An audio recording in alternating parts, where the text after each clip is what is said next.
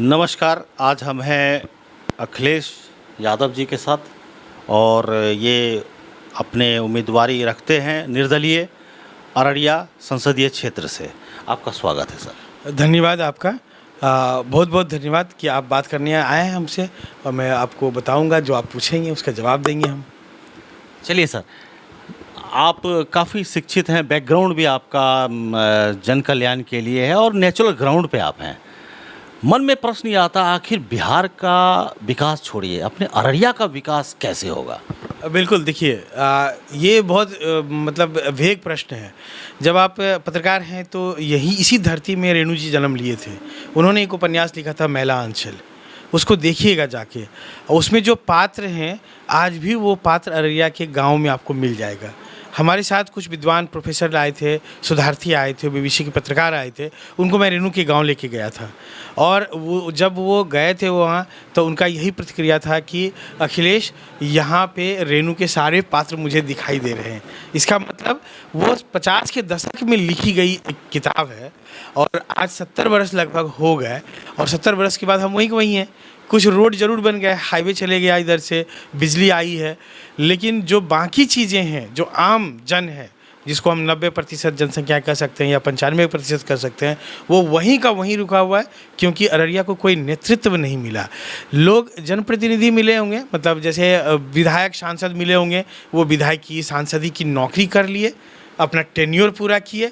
जैसे अभी वर्तमान सांसद हैं, और जो दो उम्मीदवार हैं हमारे, प्रदीप सिंह जी हैं बीजेपी की तरफ से और शाहनवाज जी हैं, वो भी प्रतिनिधि हैं, लेकिन वो लोग अपना टेन्योर पूरा कर रहे हैं। वो अररिया के बारे में कोई उनके पास कॉन्सेप्ट नहीं है विकास का। अब प्रदीप सिंह के बारे में आप जानिए कि यहाँ मतलब हमारे हिसाब से एम्स होना चाहिए अररिया और पूर्णिया का बॉर्डर पे, क्योंकि अगर सारे पैरामीटर्स को हम लोग कैलकुलेट करें तो वो बेस्ट प्लेस होता है, कोसी सीमांचल का केंद्र बिंदु है वो। लेकिन वो बोलते हैं कि सहरसा में एम्स होना चाहिए। इसके लिए वो मतलब जो एक लड़ाई लड़ी जाती है तो उसमें वो सहयोग करते हैं, तो उनके लिए अररिया की जनता जहन में है कहाँ। तो ऐसे ऐसे प्रतिनिधि मिले हैं हमको, तो उन प्रतिनिधि से क्या अररिया का कभी कल्याण होगा? नहीं होगा। और कभी भी एक मान लीजिए कि लोकेलिटी को बहुत ऊपर ले जाना हो तो उसके लिए बहुत बड़ा विज़न होना पड़ता है, उसके बिना कभी संभव नहीं है। नहीं तो बाकी राष्ट्रीय परियोजनाएं जो चल रही हैं उसके माध्यम से जो होना होगा होगा, लेकिन कोई विजनरी लीडर होगा, अगर उसको विकास का सारा चीज़ पता है, वो कैसे डेवलप किया जा सकता है, इधर का डायनेमिक्स पता है पूरा, तो उन दोनों चीज़ का फ्यूज़न में और नए रिसर्च के माध्यम से वो एक बड़ा बूस्ट दे सकता है, बड़ा बाउंस जिसको कहते हैं ना कि एकदम गति, वो मिल सकता है।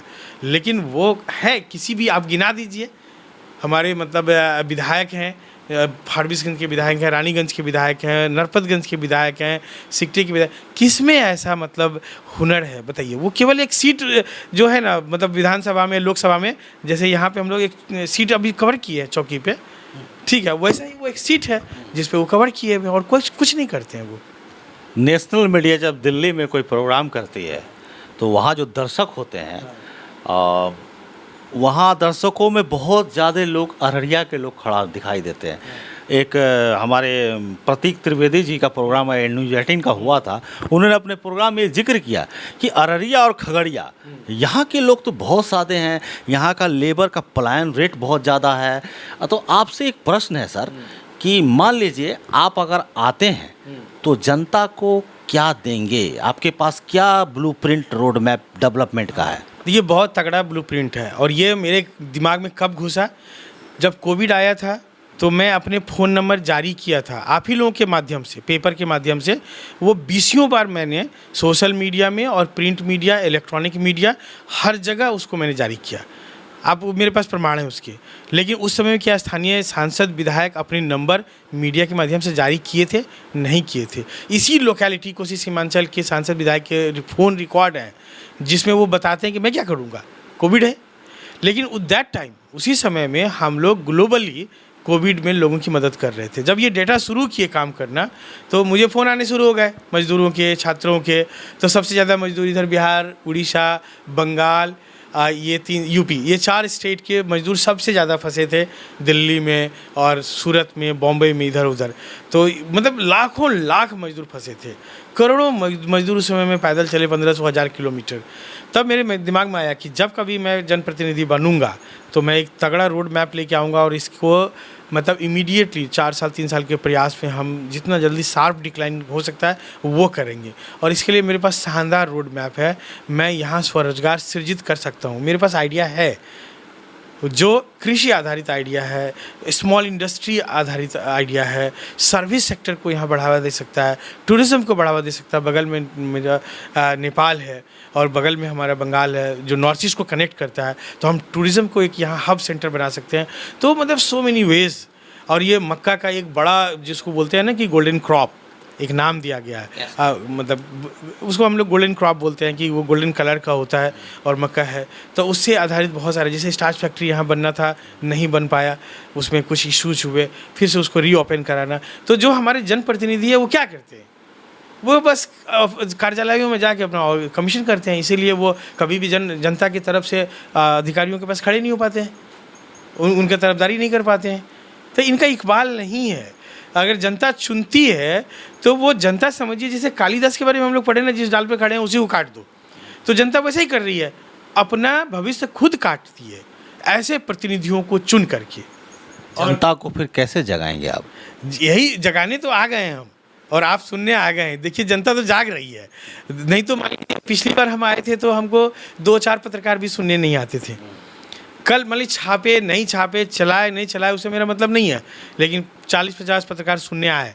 आप किसी से भी सुन लीजिएगा, किसी से भी पूछ लीजिएगा कि कलेजा पे मतलब अपना मतलब अंतरात्मा में कि अखिलेश ने जो बोला, तो क्या अभी इस अगल बगल 10-20 जिला मिला के कोई भी कैंडिडेट में ताकत है उस तरह का बात करने का? कोई बता दे मुझे तो मैं मान लूँगा। समझ? बिल्कुल सही। तो राजनीति जो है वो राजनीति साम दंड भेद बोला जाता, पुराना जो स्ट्रक्चर चला आ रहा है, उसमें आप फिट बैठ रहे हैं अपने आप को? देखिए, मैं राजनीति को तो गांधी जी के नक्शे कदम पे देखता हूँ। गांधी जी भी एक राजनीति करते थे, वो एक राजनेता थे, वो बोलते थे मैं राजनेता हूँ, ठीक है। तो वो मेरे आदर्श हैं, महात्मा गांधी मेरे आदर्श हैं। सत्य और अहिंसा पे भी राजनीति की जा सकती है। इसी देश में लोहिया हुए हैं, इसी देश में पटेल हुए हैं, इसी देश में जयप्रकाश नारायण हुए हैं, इसी देश में लाल बहादुर शास्त्री हुए हैं, नेहरू हुए हैं, तमाम तरह अटल बिहारी वाजपेयी हुए हैं कि नहीं? कि और अभी अटल बिहारी वाजपेयी क्या साम दंड भेद करते थे? नहीं करते थे। इसी देश में मतलब तरह तरह के विद्वान राजनेता हुए हैं। एक क्वेश्चन राजनीति से लेते हैं, राजनीति से क्वेश्चन लेते हैं, आपके आने से किसको नुकसान होगा? मेरे आने से उनको नुकसान होगा जो जनता का नुकसान करना चाहते हैं, समझे। और अभी जो वर्तमान मतलब जो होड़ लगाए मचाए हैं कि हम मतलब पद पे चले जाएं, वो जनता का हित करने वाले हैं। और मैं उनसे भी आग्रह करता हूँ और खुल के मैं नाम लूँगा कि प्रदीप सिंह जी से मैं आग्रह करता हूँ, शाहनवाज जी से आग्रह करता हूँ, इस बार आप अररिया की जनता के लिए मेरा समर्थन कर दीजिए। मैं अररिया को देने आया हूँ, आप एक पद इंगेज करने आए हैं, क्योंकि आपका ट्रैक रिकॉर्ड भी वही है। क्योंकि 10 साल मौका मिला, आप कुछ नहीं किए। कोई काम है तो आप गिना दीजिए हमको 10, मैं गिनना चाहता हूँ। हम उनके साथ साक्षात्कार करना चाहते हैं, साथ बैठ के। मैं तो उनको यह भी ऑफर करता हूँ, हम तीनों साथ में प्रचार कर लेते हैं, एक ही वैन में प्रचार कर लेंगे, कोई दिक्कत नहीं है। तो उस सिद्धांत को हम अडॉप्ट करना चाहते हैं। तो इसीलिए मतलब लॉस उनका होगा जो जनता का लॉस करते आए हैं और करना चाहते हैं, और हित इसमें जनता का ही होना है, युवाओं का होना है। और हम तो देने आए हैं, मुझे तो अब कुछ पाना ही नहीं है। मैंने अपने जीवन में तय कर लिया है, ना मुझे घर बनाने हैं, ना मुझे गाड़ी खरीदनी है। मैं जिस गाड़ी चलता हूँ मेरे मित्र ने दिया हुआ है अभी चलने के लिए। आपका जहाँ पैतृक गांव है नरपतगंज पड़ता है शायद, वहाँ पे जब एक महिला गोबर उठाकर बाहर गोबर फेंकती है, और वहाँ का जो लाइफ स्टाइल है, ये लिविंग स्टैंडर्ड, फूड से लेकर के रहने तक में, वो बहुत लोअर है बिहार के अपेक्षा, अररिया के अपेक्षा और भी ज़्यादा। आपने कभी ऐसा कुछ प्रयास किया अपने ज़मीन पे, अपने पैतृक गांव में, कि कुछ उछाल आए? एकदम प्रयास किया है मैंने। जैसे? और देखिए, मैं लोगों को समझाता हूँ कि कैसे जीवन शैली जीना। आप मेरा घर कभी आइए, देखिएगा, मैंने एक मॉडल सेट किया कि मैं रोड का ज़मीन छोड़ के अपना बाउंड्री किया, जबकि मेरी चौड़ाई बहुत कम है, मात्र 23 फीट की चौड़ाई मुझे फ्रंट में मिली हुई है मेरा घर। और अब मेरे पास सबसे ज़्यादा लोग आते हैं मिलने, और अच्छे प्रोफाइल के लोग आते हैं, इवन आईएएस भी कई आते हैं, आईपीएस मिलने आते हैं। तो वो मेरा अपना सर्किल है, बड़े वकील आते हैं। मैं वहाँ एक पत्रकार सम्मेलन किया था जब बीबीसी के पत्रकार आए थे वहाँ पे, उसी धरती पर। तो मैंने लोगों को एक एग्जाम्पल सेट करने के लिए बोला, देखो मेरे पास लोग इतने आते हैं, पीछे का ज़मीन खाली है, लोग उसको नहीं देखते हैं, रोड पे रोड घेरे जा रहे हैं। मैं तो कहने आया हूँ, और जितना अगर मुझे प्रतिनिधित्व मिल जाता है तो मैं बहुत सारी चीज़ों पे काम करने वाला हूँ। आप सोच भी नहीं सकते हैं कि कितने फ्रंट पे मैं काम करने वाला हूँ। पिछला बैकग्राउंड आपका प्रशासनिक भी रहा है, और आप शायद पुलिस विभाग में कुछ जगह पर रहे भी हैं, उसमें भी तो कुछ सुधार की ज़रूरत है। एकदम, और उसको भी मैंने बहुत दिलेरी से सुधार किए हैं। जब हम थानों में थे तो थानों को रिस्ट्रक्चरिंग किया, उसका आउट फ्रंट से ले करके मैंने वहाँ पौधे लगवाए, उसका जो इंफ्रास्ट्रक्चर है उनको डेवलप किया, ऑफिसेज़ के डेवलपमेंट किए, जो डॉक्यूमेंटेशन है उनका मैंने रिफॉर्म किया कि कैसे इजी वे में हम डॉक्यूमेंट निकाल सकते हैं। इसके बाद हमने एक प्रोग्राम चलाया था पुलिस आपके द्वार। जो लोगों को आना पड़ता है मुख्यालय में, वो नहीं, गरीब गुरबा हैं, तो मैं जाऊंगा उनके पास में और उनकी फरियाद को सुनूंगा। उससे उनका समय भी बचेगा, उनका पैसा भी बचेगा, और ऑन स्पॉट बहुत सारे मामलों का मतलब निपटारा भी हो जाएगा। वो प्रोग्राम बहुत हिट है।